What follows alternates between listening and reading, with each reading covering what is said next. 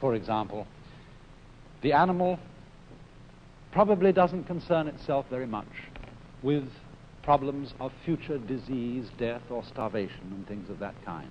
If an animal sees another dead animal lying around, I don't suppose he thinks to himself, well, one day that's going to happen to me. Rather, he just sees a dead animal, sniffs it, sees whether it's good to eat, and wanders away. But for human beings, it's entirely different, because we actually spend most of our time and a great deal of our emotional energy living in time which is not here, living in an elsewhere which is not concretely real.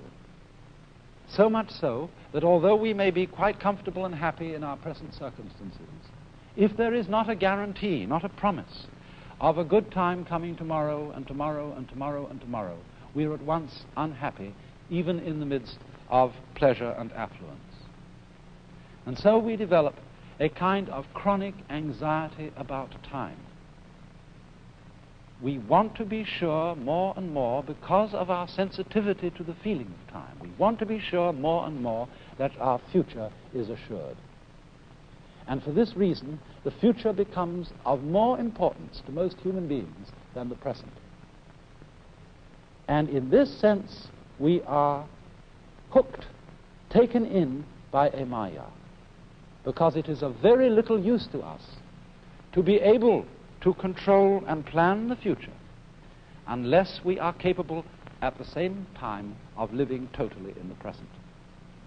And so, when in civilized societies we spend so much of our time living for the future, we become very much like those celebrated donkeys, you know, that have a carrot fastened on a stick that's tied to the neck, you know, behind here, and it comes over, and there's the carrot dangling in front of them. And they pursue it, but can never reach it.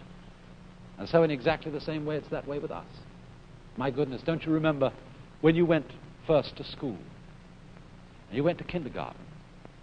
And in kindergarten, the idea was to push along so that you could get into first grade, and then push along so that you could get into second grade, third grade, and so on, going up and up. And then you went to high school, and this was a great transition in life. And now the pressure is being put on. You must get ahead.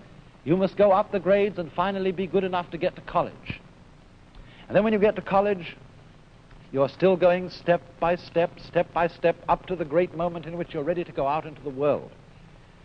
And then when you get out into this famous world, comes the struggle for success in profession or business.